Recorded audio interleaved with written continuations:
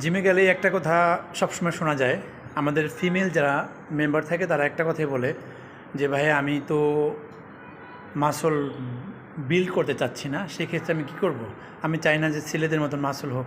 মানে তাদের ধারণা এটাই যে ব্যায়াম করলে হয়তো ছেলেদের মতন মাসল তাদেরও হবে এরকম।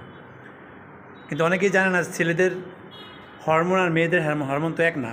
ছেলেদের হরমোন যেমন টেস্টোস্টেরন হরমোন ছেলেদের অনেক বেশি থাকে, মেয়েদের তুলনামূলক কম থাকে, যার কারণে এই মাসল একমাত্র ছেলেদেরই হবে, মেয়েদের খুব কম হয়।